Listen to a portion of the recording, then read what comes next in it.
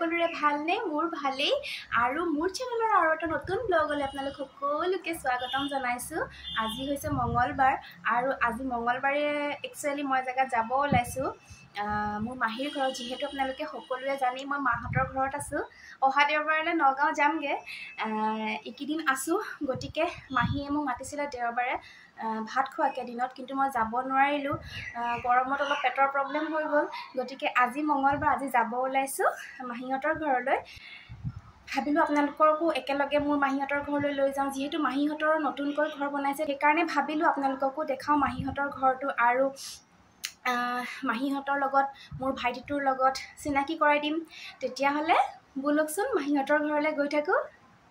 এয়া মাহিহঁতৰ ঘৰ পাই গলো সেইফালে একচুয়ালি এন্ট্ৰেন্স হয় কিন্তু মই এফালে গাড়ী সোমোৱাৰ সাইডেদি সোমাই যাওঁ যেহেতু ভাইটিৰ লগত মই স্কুটিত আহিলো হি মোক লৈ আহি লাগে মোক আৰু ৰুচাংকক তো এইফালে মাহিহঁতৰ ঘৰত আমি সোমালো আৰু এইটো সাইডে মাহিহঁতে ভাড়া দি থৈছে আৰু মাহিহঁতৰ ঘৰ এই যোনটো ফ্ৰণ্টে দেখা পাইছে সেইটো মাহিহঁতৰ ঘৰ বলক তেতিয়া হলে মাহিহঁতৰ ঘৰৰ ভিতৰলৈ সোমাই যাওঁ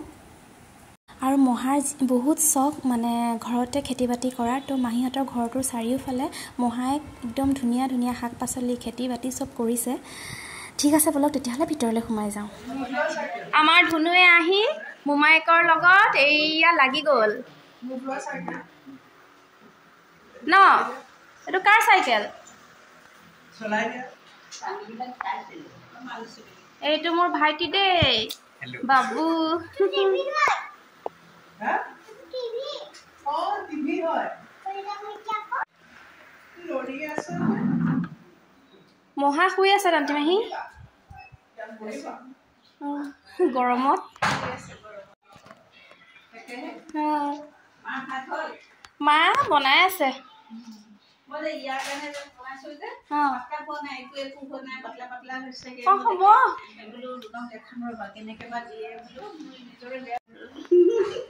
এইজনী মোৰ মাহী দেই মাহীয়ে পুৰা পাকঘৰত লাগি আছে ভাত বনোৱাত আজি আৰু ৰুনক খোৱামা আৰু গৰমত আৰু হাঁহে মাহে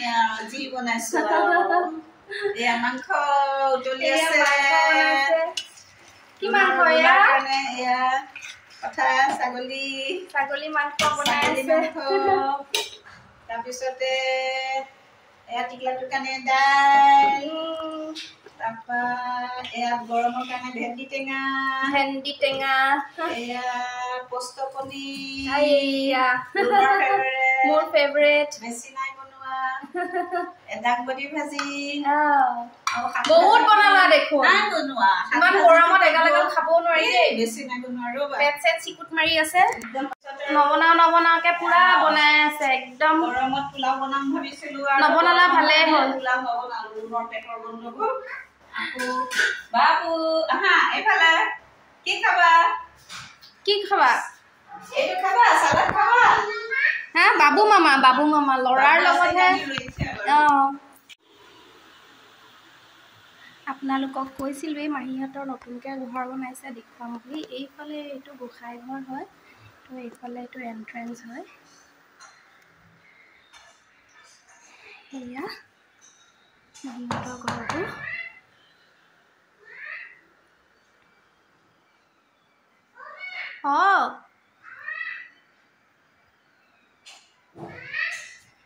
গৈছো বেটা এইফালে এইটো কিচেন নিপিন্ধো নাই ইমান গৰম উঠা নাই এইফালে মাহীৰ ছোৱালীজনী মোৰ ভন্টি তাইৰ ৰুম এইটো তাই এতিয়া ডিব্ৰুগড়ত পঢ়ি আছে আহিব আৰু এক্সাম শেষ হলে তো এইটো তাইৰ ৰুম কি কৰি আছা তুমি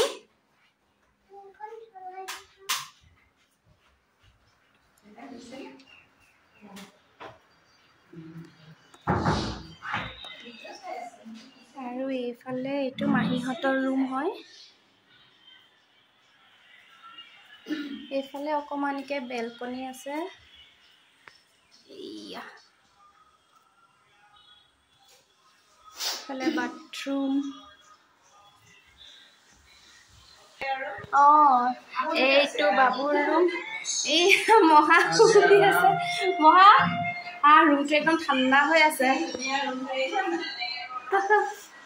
এইটো হৈছে বাবুৰ ৰুম এইটো ৰুমতে থাকি ভাল লাগে ৰুমটো ঠাণ্ডা